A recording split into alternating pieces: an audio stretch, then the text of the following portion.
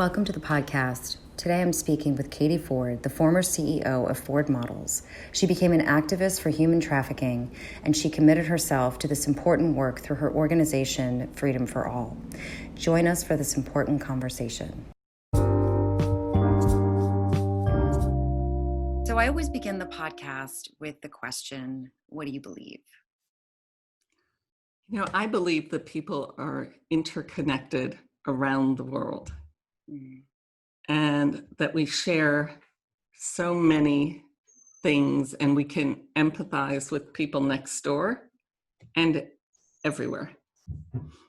And that helping people is a way for us to feel good. It makes me feel good when I help someone, which it's a selfish motivating factor for me to feel good and to watch people's lives grow. I mean, it's really amazing.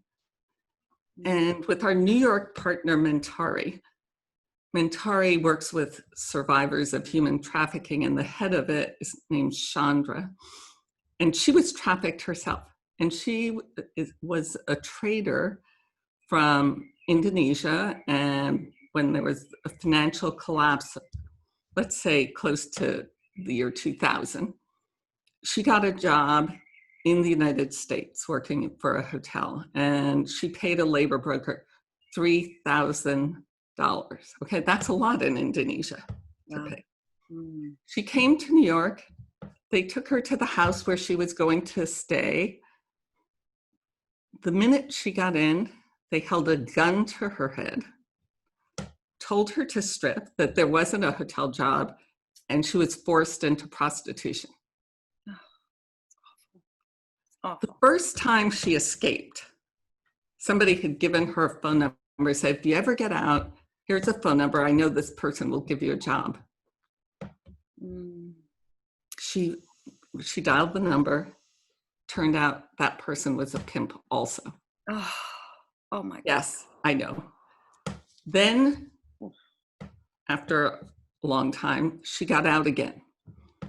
She went to 2 police stations that told her they didn't believe her.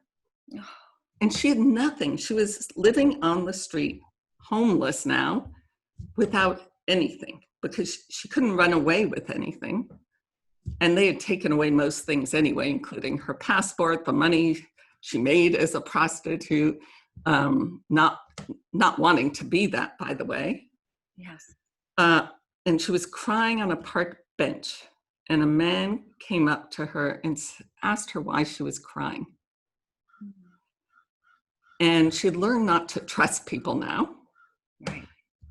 So she said, I have a friend who's in this situation. And she described her own situation. And she said, I don't know what to do. How smart. And he said, come back tomorrow at this time, and I'll have somebody who can help you. Yeah.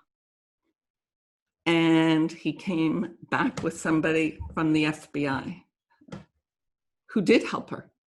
And they ended up arresting 5 people. 3 of them went to jail because she had been sold by 5 pimps. Pimps sold her from one pimp to another to another. And this is in New York City, And here it was a stranger who helped her get out, which is how people are connected. She'd, just come from Indonesia. Now it was probably 2 years later, but strangers. And I think that's how people are connected. Yes. And, it's amazing also with COVID, how people have been faced with similar problems. Chandra has a program that's a culinary arts program. That means that the survivors learned how to cook in kitchens. Most of them who graduated were working in restaurants, so in New York City. So that they all lost their jobs during COVID, like so many people right now. Right. And so she has been gathering food, making meals, distributing them with the survivors. And some of the survivors who live in her shelter are making the food for others also. which is lovely. I mean, they're using the skills they used through her program now to help the survivors instead of in a professional kitchen. That's incredible. I know. And that's similar even to, although not the same, to our partner in India. Mm-hmm. India had a very, very severe lockdown. So that anybody, a truck driver, any migrant labor could not get home. They were stuck in place wherever they were. Mm-hmm. And the group that I work with, Jivika Free, all the activists, once they got permission to go out of the house, because they weren't allowed out of their houses either, went around to see what was happening. And there were millions of people, who had no access to food. They, over a few weeks, spent any money they had saved. And they didn't expect, the ones on the roads didn't expect to stop. It wasn't like they had their life savings. But some had their meager life savings with them and had run out of money. And so the government kept saying, oh, we're reaching all these people, except they weren't. They weren't. So these people were going to starve, but for Jivika Free. And so we've been able to help with the help of our donors, over 6,000 people not die in the last few weeks.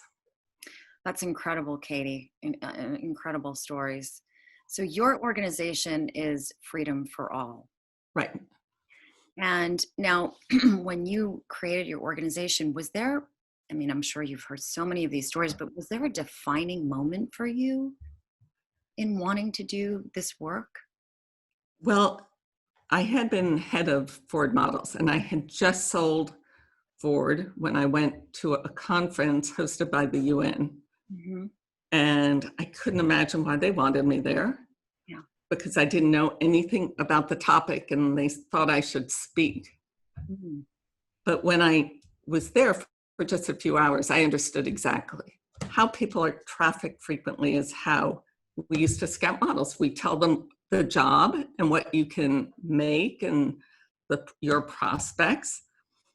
And that's when people are working across borders, that's what's happening to them. Now, we gave what we promised. Traffickers dupe people. But I thought I had an unusual background for this because I'd worked internationally and I'd worked with young, vulnerable women. Mm-hmm. And I thought I could apply the same skills to ending human trafficking and slavery. Mm. The most defining moment, though, was to learn how many people are in slavery today. Today, there are 40 million people. We're sitting here and we think that during COVID, it's tough. It's tough to be in one place, and not leave. Imagine that being your whole life, that you can never leave that place, that you are controlled by another person every move you make. And there are 40 million people. That's like the top 25 cities in the United States. It's unbelievable. I think what you said earlier when you mentioned the story about New York City, this is happening in our backyards. This is happening everywhere. Was there something that really surprised you about where this is happening? First of all, the fact that there's any slavery at all surprised me. Of course, yes. I had no idea. And I thought, how could I not have known? Because when I traveled to very rural places. I was lucky enough through my job to be able to go all over the world. And I used that as an opportunity to see a lot. Yes. But I didn't know what I was seeing. Wow. So I was seeing it, but not knowing it. When you see children in the fields working with their parents, it's usually because the landowner says the parent owes money. But those people haven't been educated to know that they have paid that debt over and over and over and over and over because they don't have an education. So, right. And they enslave the children with them. So I'm surprised every single time. I'm surprised that in nail salons in New York, I mean, I'm surprised about people generally. It's hard to believe people are in slavery. In nail salons. I mean, that's shocking. That's right. It is. It is. And they're being held through being told that they now have to pay for their airfare, their different things that are added up that make it so they can never get out of it.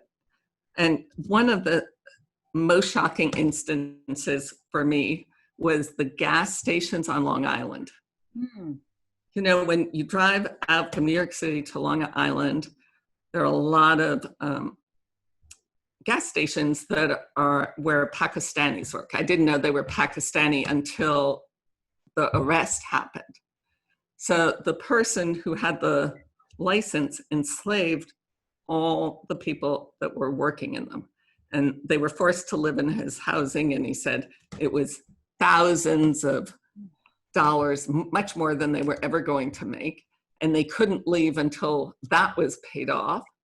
And they were afraid, you know, they were afraid of what the police would do if they ran to the police. And it was the FBI in an undercover move that found them. Really? Wow.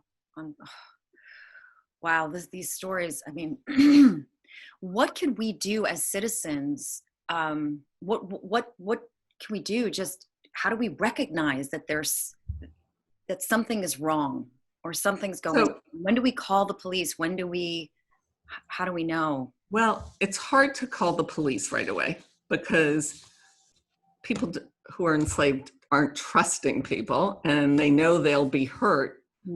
And they've been certainly told over and over that the police will arrest them. Right. So it's not natural to them. But if you know the signs,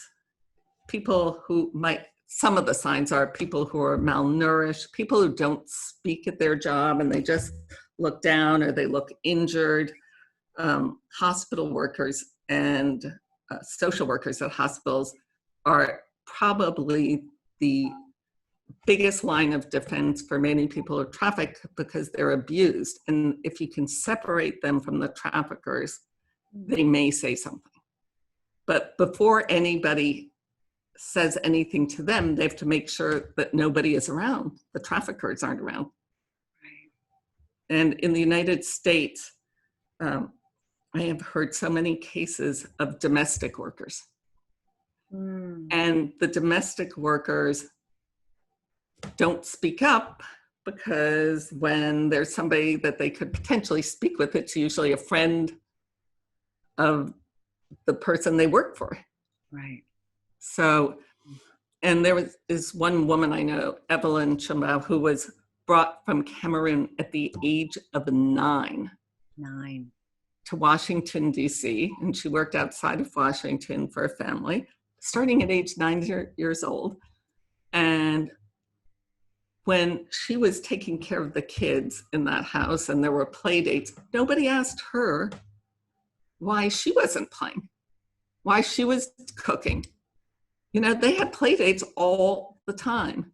Oh, wow. These kids. Isn't that amazing? And finally at 17, so she'd been there 8 years, she finally sought help. Oh. I mean, it's heartbreaking. It's heartbreaking. How do we know in terms of products that these, you know, that are ethically sourced? How could we find where the ethically sourced products are instead of, you know, buying something that is unethically made? Well, I would like to tell you that that's easy. Okay. But it's not easy. It's very hard to know down a supply chain every part of it, but it's very good to ask companies and write them what they're doing about it and what they're doing when they find slave labor, because that's really the important thing. Because many companies have supply chains, and they have a code of conduct for their suppliers, and they think that's enough. And they never take responsibility for what they're doing. I see. And so you really have to ask what steps they're taking. My sister wrote, she was buying sheets from a US company, and she said, I want to know what you do about slavery. And the head of the company called her. They wrote back and said, I'm the head of the company. I'd like to discuss this with you. That's incredible. I know. And he said, for so many years, we produced our sheets in America, and we use American cotton. And so I knew what was happening in those factories. But over and over, they kept closing. So ultimately, I had to make them in China. And so we go and check our factories as much as we can. Okay, that's wonderful. That was amazing. I thought that was so great. Incredible. Incredible. Yeah, how unexpected. Yeah, very unexpected. I mean, the industries are responsible for this, and are they doing enough? I mean, it sounds like this particular bedding company is in fact doing that, but they did, and I think many companies are starting to do things. Some have been working on it for a while, but many are coming to the table late, but actually wanting to do something. And it helps if they can do it by industry and just talk about the collective problem through an association or an outside NGO. So there are many initiatives.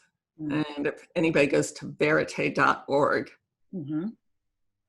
verite.org, you can see different initiatives by industry. They do incredible work. That's great. And you asked about products, by the way. Yes. I didn't mention knowthechain.org. Knowthechain.org also talks about specific companies. The thing is, even if a company has a problem, if they're rectifying it, they're doing the right thing. So I will give an example of Apple.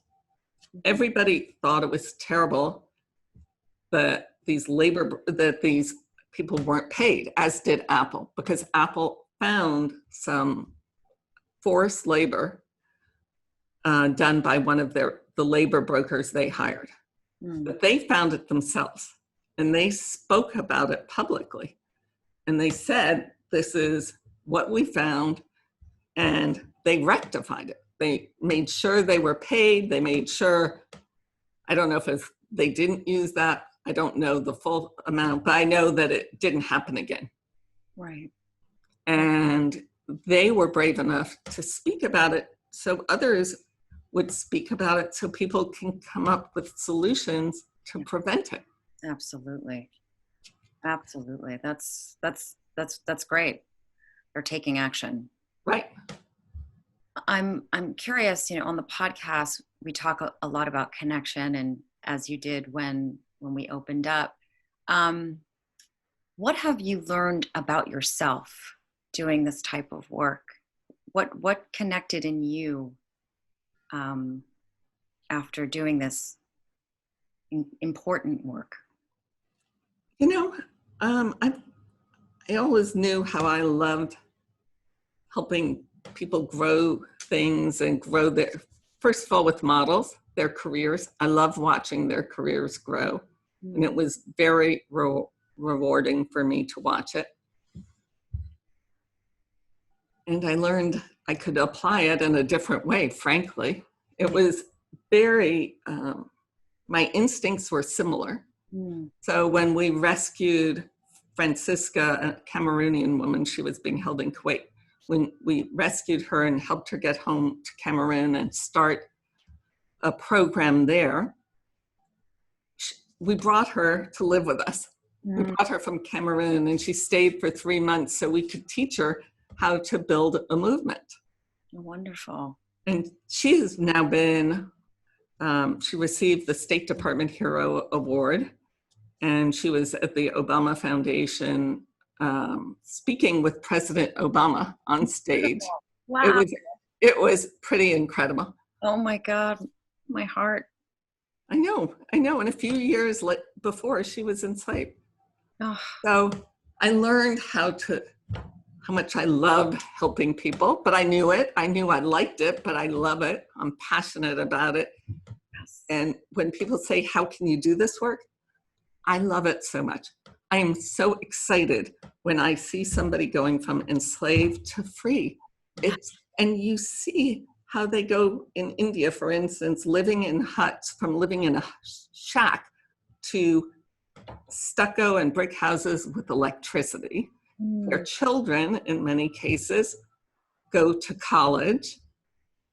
And it's incredibly impressive. And all it took was freeing them and a little amount of help. So it's very exciting and it's very uplifting. Oh, it's amazing. Amazing. You're such a sensitive person, and yet you have to be, in order to see this and experience this firsthand, you have to be also tough, I would imagine. You have to sort of keep going and not let it get you so down that you can't keep fighting for these people. It must be. Yes, it's very I know what you mean. And there was a time where I thought, okay, I've got to stop reading these stories and just do. Right. Because it can get to you. But when you see and know so many people who have come out of slavery, really, it's incredible. It's incredible. The human spirit is incredible. The will to succeed is incredible. Yeah. People taking responsibility for themselves when they finally are allowed to, because somebody else isn't controlling them. Yes. Is wonderful. I mean, it's giving them their lives. It's beautiful. It's so beautiful. Thank you for doing this work. It's my pleasure to do this work. Thank you. And thank you for making a difference in the world. And thank you so much for being on this podcast. Thank you. We are so grateful. I'm so, so grateful. Thank you.